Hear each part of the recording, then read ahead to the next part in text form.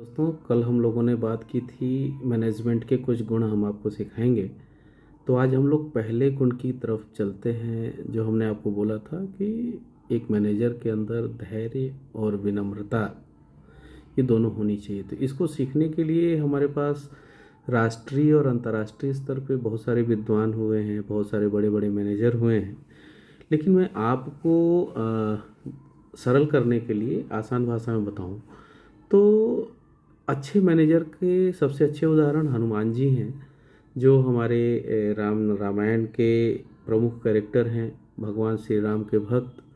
तो मैं आज हनुमान जी के बारे में आपको थोड़ा बताता हूँ और कैसे, देखिए, वो विनम्रता और धैर्य की मूर्ति हैं। ठीक है, आप देखें तो हनुमान जी कुशल प्रबंधक हैं।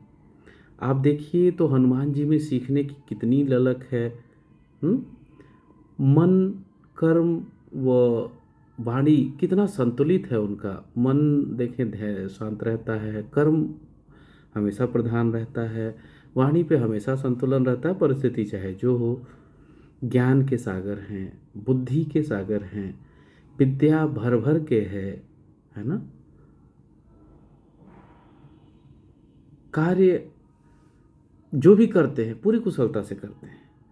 सुग्रीव जी कुछ कहते हैं लेकिन उसको एग्जीक्यूट कैसे करते हैं, वो अपने हिसाब से करते हैं। सुग्रीव जी गए, भेजे थे, जाओ राम जी को देखो, वो कौन है पता नहीं, दुश्मन भेजा होगा भाई ने।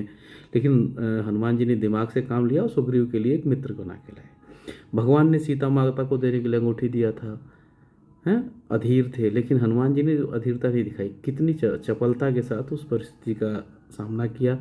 और जानते थे समय लगेगा आने में, सेना बनाने में, सेना को लीड करने में, समुद्र लांघने में, समुद्र से सेना को पार कराने में।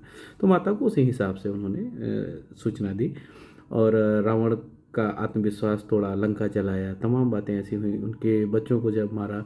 तो आप ऐसा सोचो कि उचित समय पे उचित प्लानिंग और मिनिमम इन्वेस्टमेंट मैक्सिमम आउटपुट, मतलब वैल्यूज़ को भी फोकस करते हैं। स्वामी की क्या है सामर्थ्य, उसके हिसाब से क्या करना चाहिए, हनुमान जी से बेहतर और कोई नहीं जानता। ठीक है ना। कमिटमेंट देखिए गजब का है, चाहे कितनी भी बुरी परिस्थिति हो, वो अपने कमिटमेंट से पीछे नहीं हटते। भरत जी तीर मार दें, राक्षस रास्ता रोक ले, लेकिन उन्हें जाना है तो जाना है। समय का सूर्योदय से पहले पहुंचना तो सूर्योदय से पहले पहुंचना है। अब मैं संदर्भ ले रहा हूँ, आप समझ पा रहे होंगे।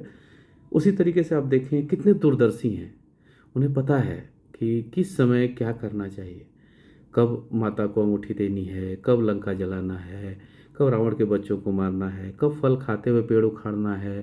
ठीक है, कब जो है संजीवनी बूटी लानी है, कब भरत जी को ज्ञान की बात स्वीकार करते हुए आगे बढ़ना है। ठीक है, नीति हमने पहले ही बताया, इतने ज़बरदस्त नीति निर्माता हैं, नीति कुशल हैं कि सुग्रीव जी की भगवान से दोस्ती कराते हैं, रावण के खेमा में जाते हैं और रावण के छोटे भाई विभीषण जी को लाकर राम जी के खेमा में बैठाल देते हैं, जो जीत के सूत्रधार बनते हैं।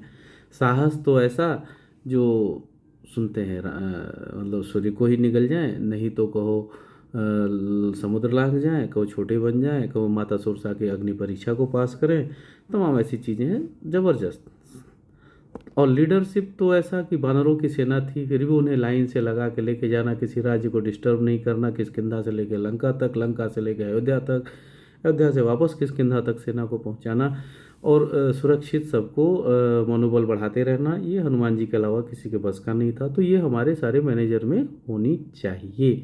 मैं ये बोलता हूँ कि ये सारी क्वालिटी एक लीडर के अंदर हो।